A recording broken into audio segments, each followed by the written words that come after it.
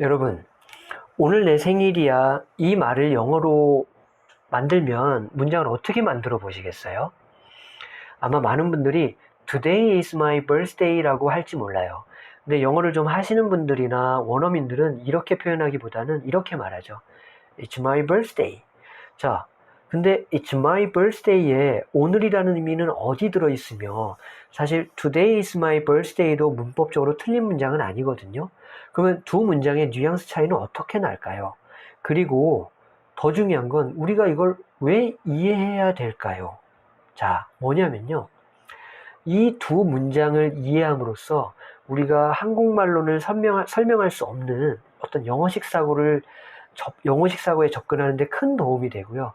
특히 영어 문장 구조에 대한 이해를 하는데 큰 도움이 돼요.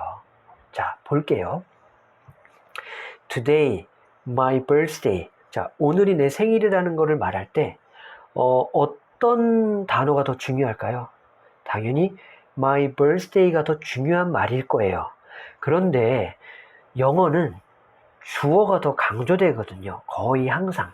그래서 today is my birthday 하면요. today가 강조된 표현이에요. 자, 바꾸면 되지 않냐고요? 이것도 좀 어색해요. 뭐냐면 우연히 오늘이 내 생일인데 누가 와서 물어봐요. 네 생일이 언제냐고.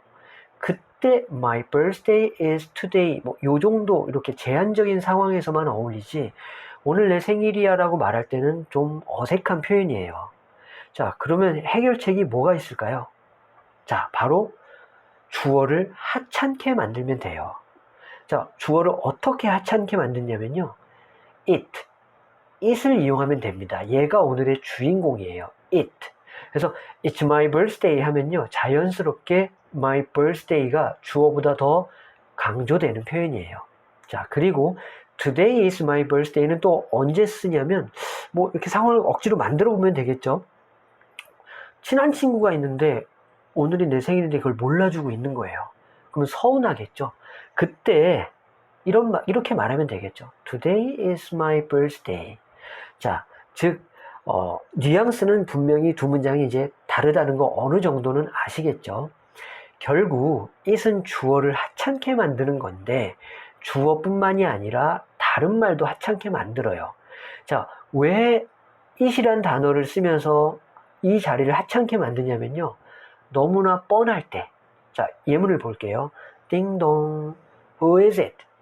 자, 그때 대답으로 it's me 하겠죠. 자, 그러면 그건 나야 뭐 이렇게 말하면서 그건이라는 말을 굳이 하지 않아도 돼요. 우리말로도 번역 없이 그냥 나야라고 하잖아요.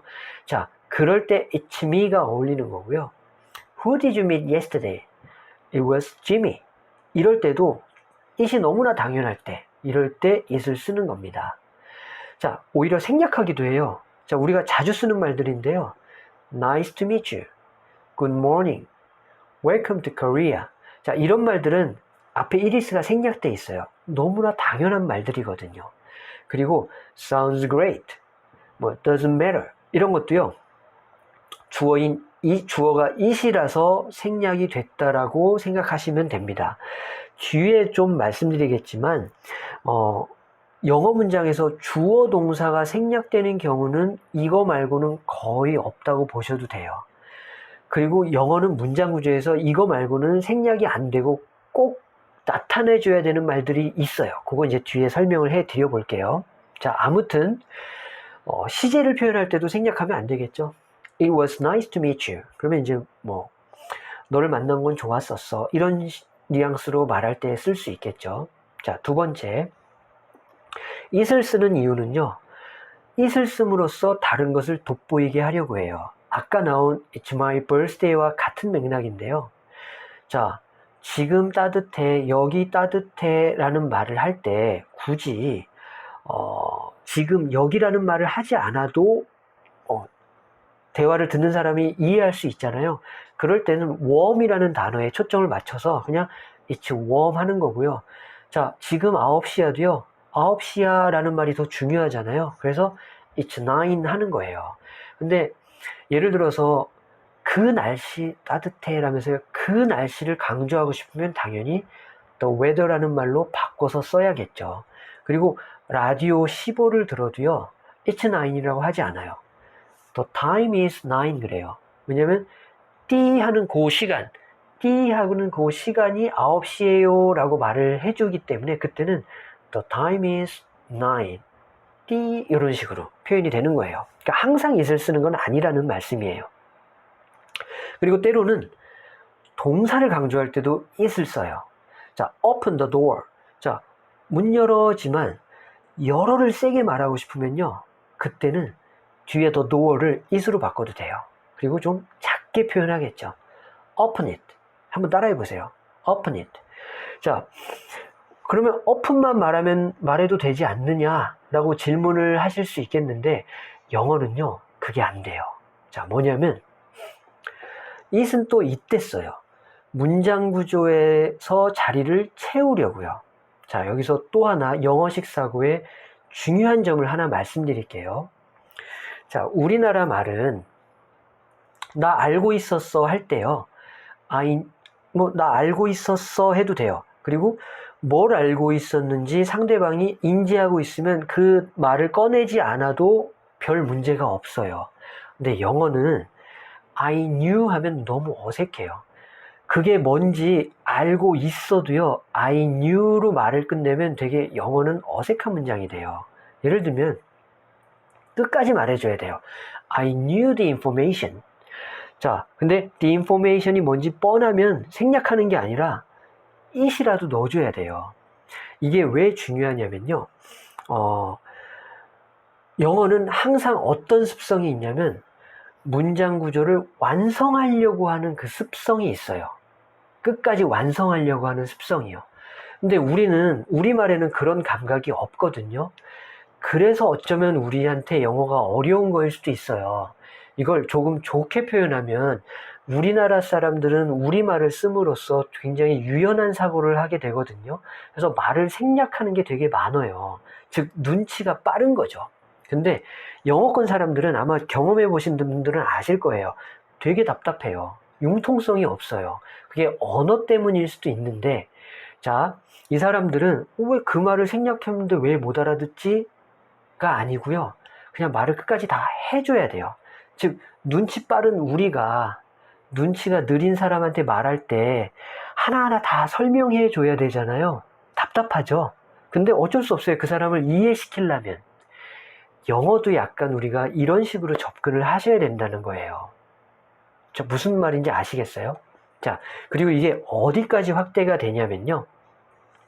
문장 구조를 끝까지 완성하려고 하는 그 감각을 가지고 있어야 뒤에 나오는 좀 문법 용어를 좀 쓰겠지만 뭐 명사절, 형용사절 이런 거를 막 자유롭게 만들어낼 수 있고요. 심지어 문장을 끝까지 완성하는 느낌이 없으면 관계대명사도 못 써요. 자, 나중에 이런 것들은 뒤에 다른 영상에서 소개를 하겠지만 여기서 이 감각을 꼭 만들어 놔야 뒤에 가서 유용하게 써먹을 수 있어요. 자, 연습하면 돼요. 같이요, 지금. 자, 요 네 문장을 그냥 읽는 것만으로도 말을 좀 끝까지 하는 그 감각이 좀 생길 거예요. 자, 예를 들면 need라는 단어는요.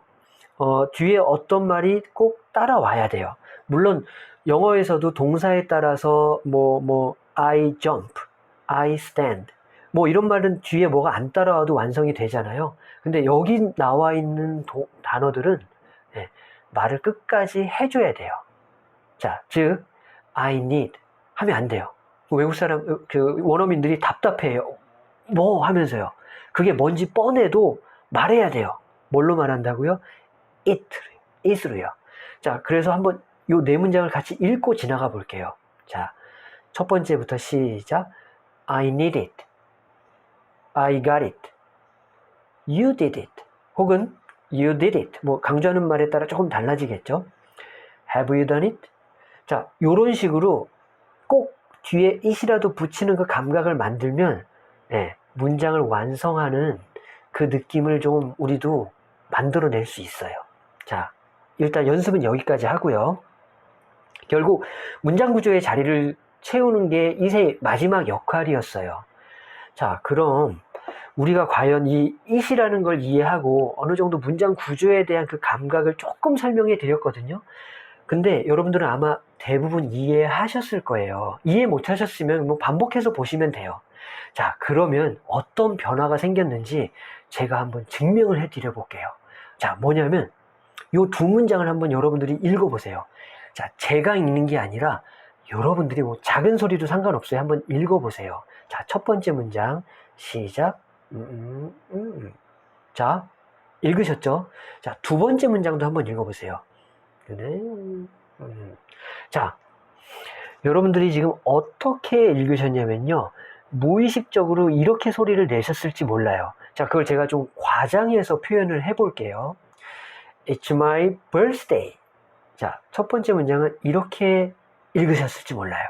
그리고 두 번째는 Today is my birthday. 자, 요렇게 각각 다른 강약으로 소리를 냈을 거예요. 이게 뭐냐면 이해의 힘이에요.